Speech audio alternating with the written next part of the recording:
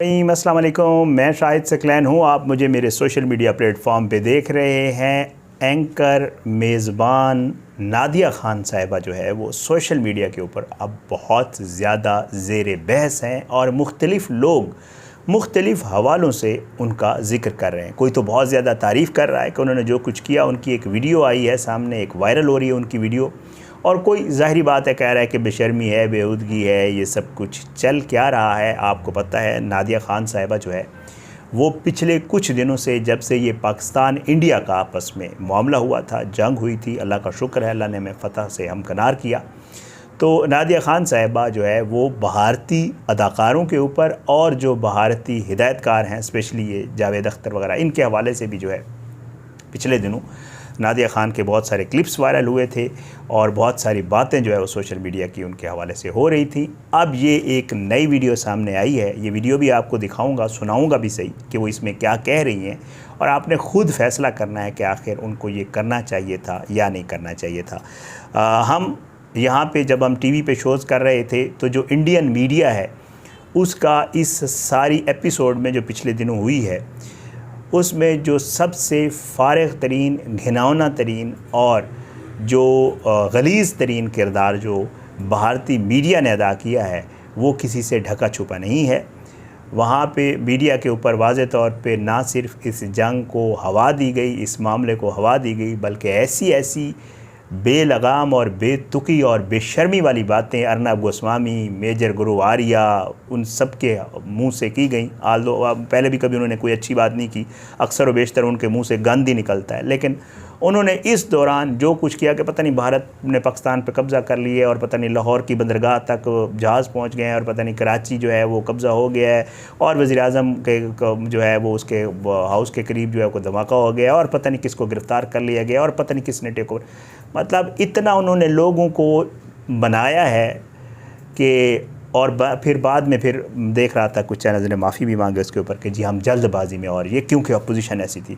उनका मीडिया हमेशा ऐसा ही किरदार अदा करता है। लेकिन दूसरी तरफ हमारे पाकिस्तानी मीडिया ने, तमाम मीडिया चैनल्स ने बेहतरीन, और तमाम सहाफ़ी दोस्तों ने, चाहे सोशल मीडिया के ऊपर काम जितने भी लोगों ने किया, बेहतरीन काम किया और बड़ा ही ज़बरदस्त जो है उन्होंने इस मामले के ऊपर जो है वो बात भी की, रिपोर्टिंग भी की, और कोई ऐसी बेशर्मी वाली बात नहीं की जो कि कल को उसका बायस बन सके कि लोग कहें ये क्या कर रहे हैं, ज़ाहिरी बात है। लेकिन इस दौरान नादिया ख़ान साहिबा जो है वो एक शो में मौजूद हैं, उनके साथ एंकर मौजूद हैं। नादिया ख़ान साहिबा ने क्या कहा पहले आप ये सुन लें, फिर इसके ऊपर थोड़ी सी बात करते हैं। आप भी बताइएगा कि वाकई क्या इनको ऐसा कहना चाहिए था या नहीं कहना चाहिए था। पहले सुने नादिया ख़ान साहिबा ने क्या कहा। बल्कि नरेंद्र मोदी के पजामे में हुए हैं। बंद कर दो, यहाँ तक आवाज आई है तुम्हारे पजामे की, वहां जो उसमें धमाके हो रहे हैं। नरेंद्र मोदी अपने पजामे को देखो, यहाँ कोई धमाके नहीं है। वो जो आपका वो जो हिल रहा है ना, वो उसके धमाकों की वजह से हिल रहा है, यहाँ कुछ नहीं है, आराम से बैठे हैं। झूठो। अच्छा, और धमाके अपने खुद कर रहे हैं आप? ये तो खैर नादिया ने बात की है, खुद वो कर रहे हैं और हमारे ऑफिस जो उनके तैयारों को हमने गिराया है उसके बाद उसके पजामे में धमाके तो होने हैं। तो नरेंद्र को जाके मोदी को देखो, हालत बुरी है उसकी, यहाँ तक आवाजें आ रही हैं, बस कर। नादिया ख़ान साहबा की गुफ्तगू आपने सुनी, और ये गुफ्तगू हमें सुनने को मिलती है इंडियन चैनल्स के ऊपर। वो लोग इस तरह की गुफ्तगू कर सकते हैं, वो लोग इस तरह की गुफ्तगू करते हैं, लेकिन हमारे यहाँ इस तरह की गुफ्तगू किसी भी टीवी अदा का मेज़बान ने नहीं की, क्योंकि ये नेशनल टीवी, और ज़ाहिरी बात है हम लोगों का अल्लाह का शुक्र है इंडिया की मीडिया के मुकाबले में हमारा मीडिया वो बाहया भी है, वो क्रेडिबल भी है, वो ख़बर भी ठीक तरीके से चला रहे होते हैं। तो किसी ने भी इस पूरी एपिसोड में पाकिस्तानी मीडिया में कोई ऐसी बात नहीं की। लेकिन ये बात जो है इसके ऊपर तनकीद हो रही है। लोग ज़ाहिर है इसके हवाले से कह रहे हैं कि नादिया ख़ान को ये नहीं कहना चाहिए था। मेरा अपना भी ये पॉइंट ऑफ व्यू है कि ओके ठीक है, आप जज्बात जितने भी आपके, ज़ाहिर है हम सब पाकिस्तानियों के जज्बात ऐसे ही थे, और किसी का बस नहीं चल रहा था कि वो बिल्कुल ख़ुद जा के जो है वो हिस्सा ले, खड़ा हो, और लोगों ने शो किया, ज़ाहिर किया कि अपने वतन के लिए हम सब एक हैं और हम सब खड़े भी हुए।